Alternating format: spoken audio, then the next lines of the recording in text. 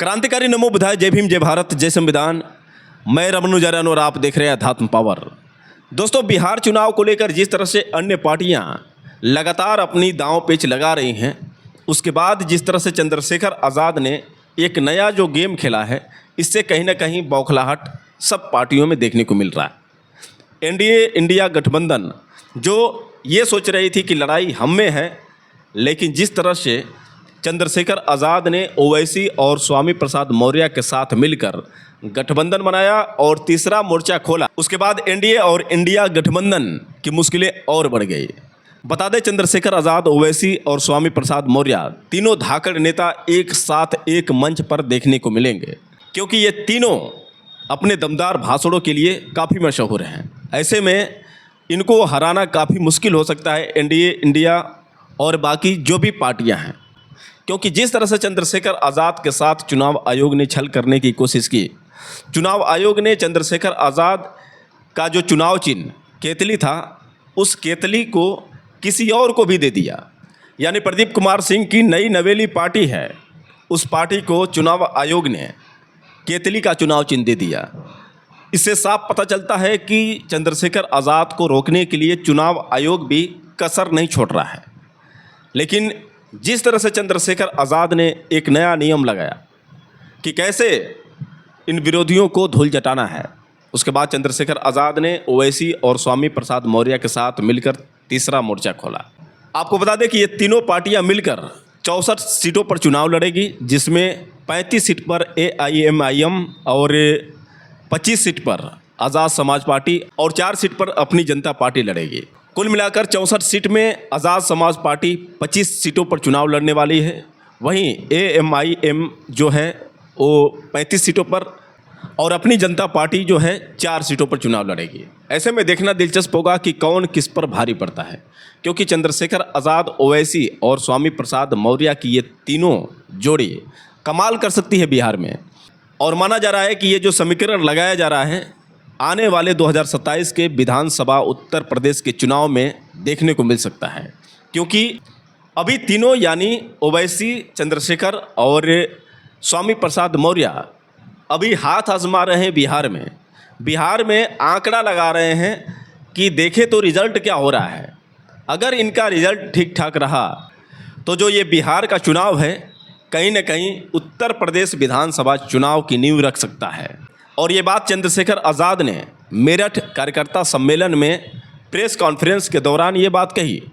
Media से बातचीत करने के दौरान चंद्रशेखर आज़ाद ने ये कहा कि बिहार में तो अभी आपने देखा, आने वाले चुनाव यानी उत्तर प्रदेश में भी गठबंधन देखने को मिल सकता है।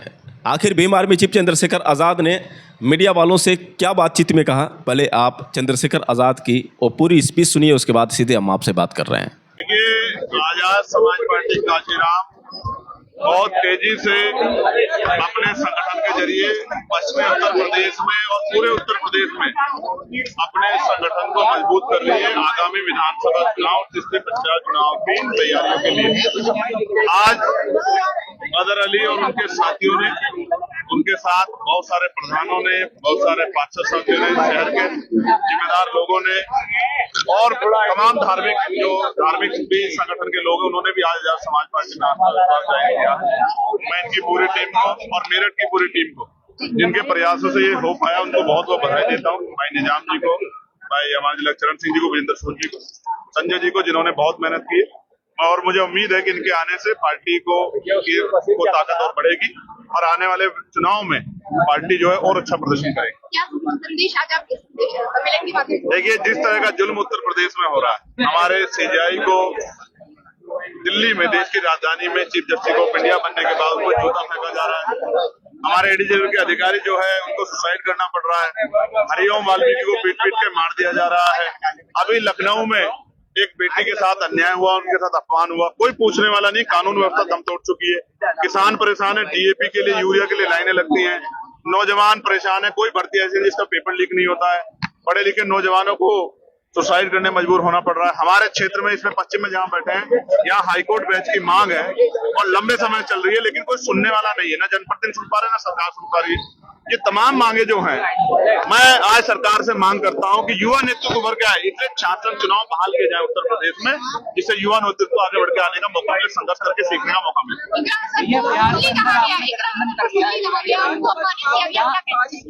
बिहार के अंदर गठबंधन आपका हो गया है, क्या शुरुआत कर दी है देश में बदलाव की? देखिए, आप ये समझिए, बिहार की टीम ने जो फैसला लिया बहुत सोच समझ के, किन परिस्थितियों में लिया, ये बिहार की टीम बेहतर जानती है। मैं भी जब बिहार जाऊंगा तब बहुत सारी चीजों पर करता हूँ। हमारे यहाँ लोकतंत्र है। बिहार की टीम ने लगातार प्रयास किया कि हम अकेले न लड़के गठबंधन करके चुनाव लड़े, और अब जो उन्होंने गठबंधन किया है वो बिहार में बदलाव के लिए किया है।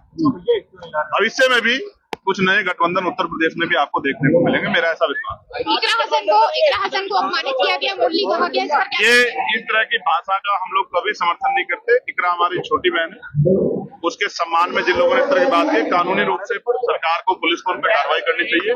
और सिर्फ इकरा ही नहीं, किसी भी बहन बेटी के सम्मान में इस तरह की घटना नहीं होनी चाहिए। धार्मिक रूप से जिस तरह के शब्द कहे गए हैं वो चिंताजनक है, और जो जिस तरह का माहौल बन रहा है, आज आप देखो बरेली हो या उत्तर प्रदेश की कई बहुत सारी जगह जहाँ जो है सुबह का, अब मेरठ इसका, और हम कहाँ जाएं, मेरठ इसका कितना बड़ा उदाहरण है। यहाँ उस गांव में सलावा में क्या हुआ, रात को घटना हुई, सुबह बुलडोजर आ गया। ये बुलडोजर गरीबों के, दलितों, पिछड़ों, मुसलमानों के घरों पे क्यों जाता है भाई?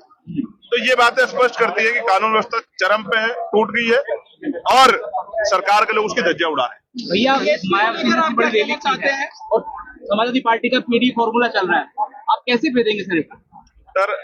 मुझसे नगीना में भी लोग यही कहते थे, मुझसे नगीना में लोग कहते थे सर इतने बड़े बड़े दल हैं, उनके इतने विधायक, इतने एमपी हैं, इतने बड़े बड़े पद उनके पास रहे, आप उन कैसे मुकाबला करोगे? तो एनडीए और दूसरा जो अलायंस था, आप तो हालांकि वो अलायंस नहीं है क्योंकि उसके बहुत सारे लोग चले गए हैं, उन सबको जनता ने अपनी ताकत से सबक सिखाया। जनता से बड़ा कोई नहीं, और हम जनता के बीच में। मैं आपको विश्वास दिलाता हूं, आजाद समाज पार्टी त्रिस्तरीय पंचायत चुनाव में सबसे बड़ी पार्टी बनेगी। और आप ये भी बात जान लो, अगर जिला पंचायत अध्यक्ष को भी बना सकता है तो विपक्ष के लोगों में इतनी हिम्मत नहीं। आप इस बात को जानते हैं, पिछली बार भी आपने देखा था किस तरह दमन हुआ था। अगर कोई डंडे से मुकाबला कर सकता है तो वो आजाद समाज पार्टी कांशीराम भीम आर्मी, इस बात को मेरी याद है।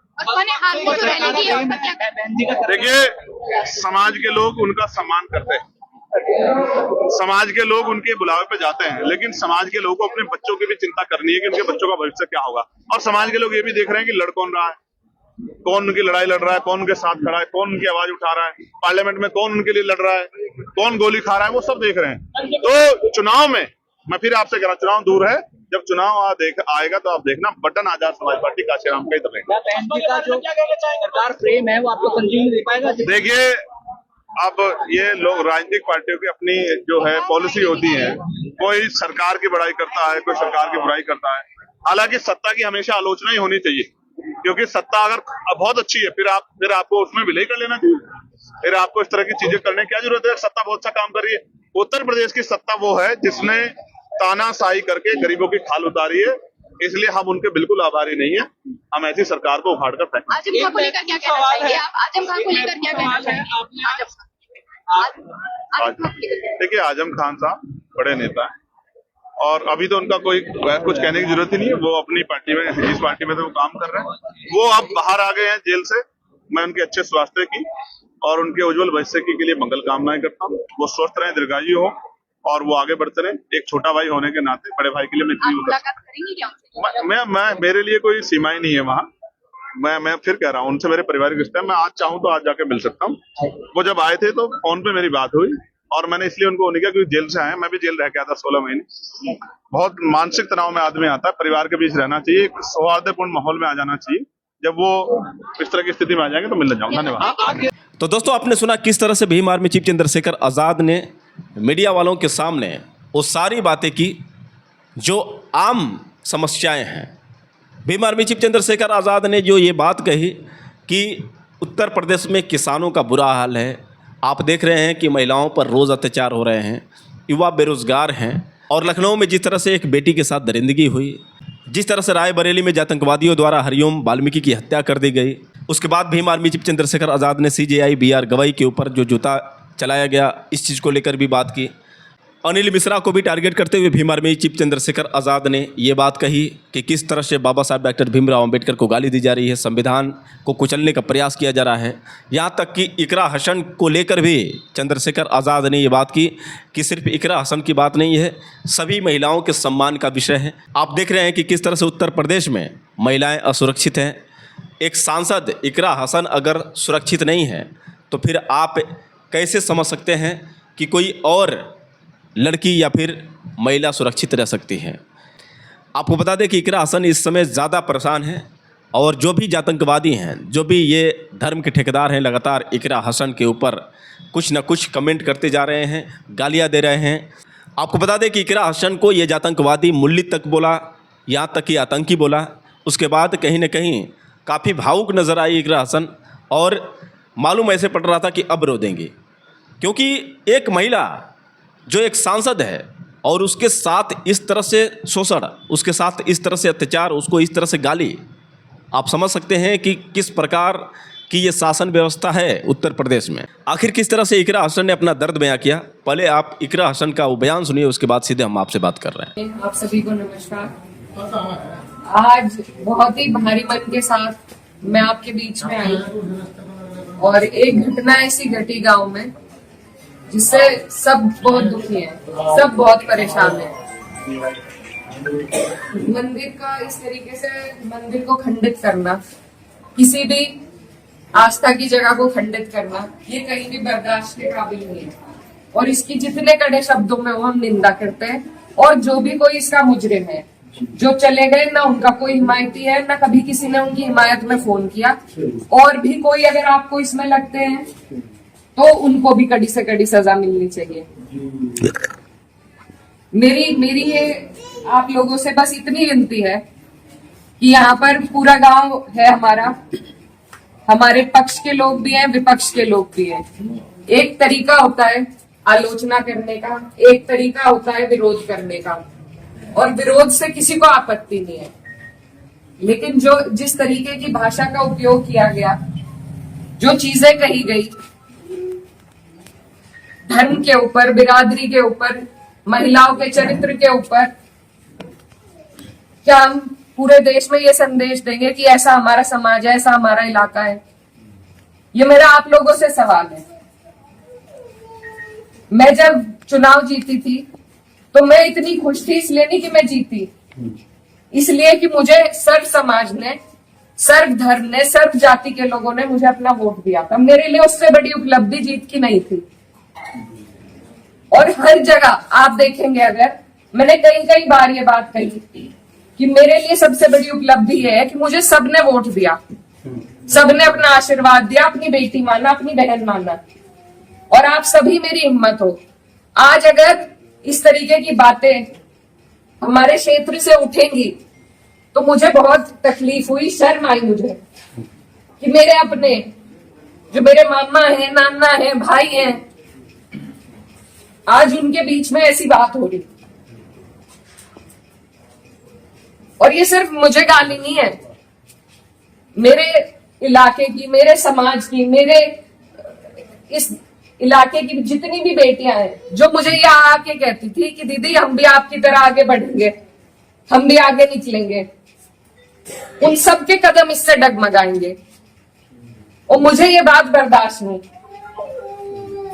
मेरे पे तरह तरह के सवाल उठाए जा रहे हैं। मैंने कभी धर्म की राजनीति नहीं करी, कभी जात बिरादरी की भी नहीं राजनीति करी। मेरे लिए सब मेरे अपने हैं। जहां जिसे मेरी जिस वक्त समस्या होगी, जिस वक्त मेरी जरूरत होगी, मैं वहां पहुंचूंगी। मेरा परिवार बहुत सालों से, लंबे अरसे से राजनीति में है, आप लोगों के आशीर्वाद से। और हमारे वहां पर बाबूजी हुकुम सिंह जी का परिवार और हमारा परिवार लगातार राजनीति में रहा। कभी वो जीते, कभी हम जीते। लेकिन मैं आज उन्हें नमन करते हुए आपको ये बताना चाहती हूँ, कभी ऐसा नहीं हुआ कि किसी ने किसी पर व्यक्तिगत टिप्पणी करी हो, किसी ने किसी को इस तरीके की ओछी बातें कही हो। तो वो एक राजनीति का स्तर था। और आज जो राजनीति का स्तर हम लेके आ रहे हैं, मेरे काम हो सकता है लोगों को पसंद ना हो, बिल्कुल 5 साल बाद मुझे आपके बीच में आना है। मैं किसी आपकी कसौटी पे खरी नहीं उतरी। मैं वोट मांगने की भी हकदार हूं और आपको देना भी नहीं चाहिए। लेकिन अगर कोई आपके इलाके से कोई लड़की अगर हौसला कर रही है, आगे बढ़ रही है, तो क्या उसे गालियां मिलनी चाहिए? क्या मैं आपके समाज की बेटी नहीं हूं? ऐसी ऐसी बातें रोज देख देख कर कि इन्होंने तो धर्म बदल लिया था, ये तो सब हमारे इतिहास का हिस्सा है। इसका जवाब मैं दे सकती हूँ या कोई और दे सकता है क्या? मुझे किसी ने कहा कि अपने पिता की तरह कभी कभी खनक आती है आवाज में, तो मैं वो बात बदल नहीं सकती। मेरे खून में शामिल है, बिरादरी भी खून में शामिल है। निकाल लो, आप निकाल लो मेरा खून।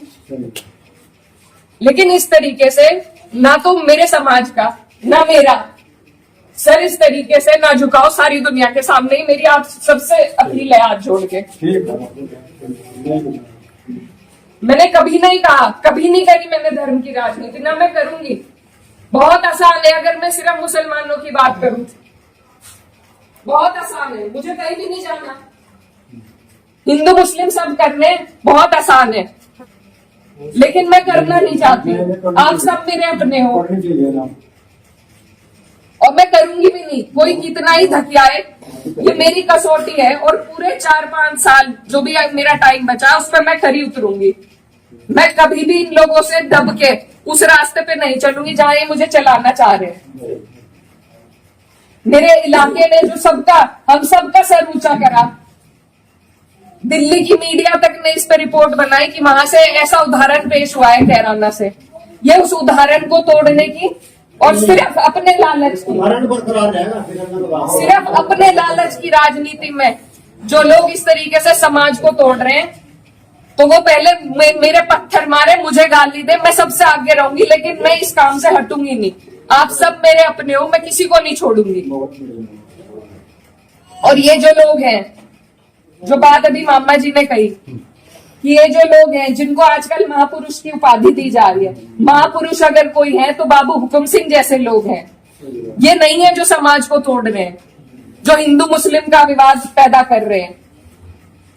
हमारा ये गांव, आसपास का जो इलाका है, सबसे पहले अपना पड़ोस होता है, बाकी चीजें बाद में होती है। और जब पड़ोस में इस तरह की नफरत भर दी जाएगी, बो दी जाएगी, तो बताइए हम कहाँ जाएंगे?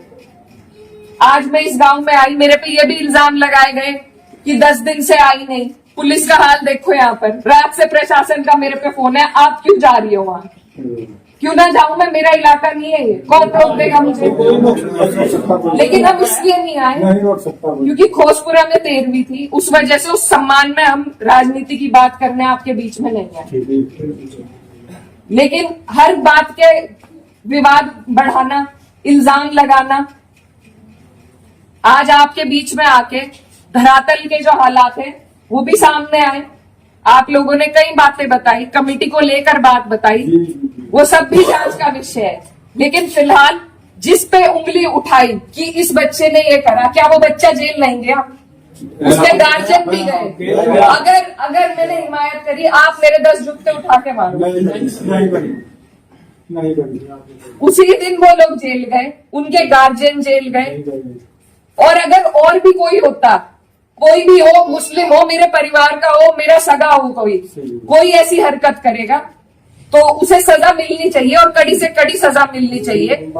ये प्रशासन आपके बीच में है, आप इनसे पूछ सकते हो। अगर मैंने हिमायत में किसी से भी फोन करा हो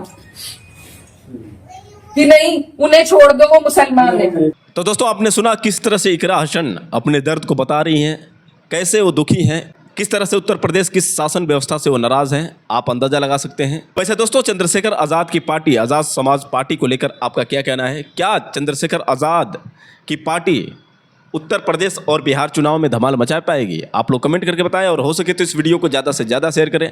फिर मिलेंगे अगले वीडियो के साथ, तब तक के लिए क्रांतिकारी नमो बुद्धाय, जय भीम।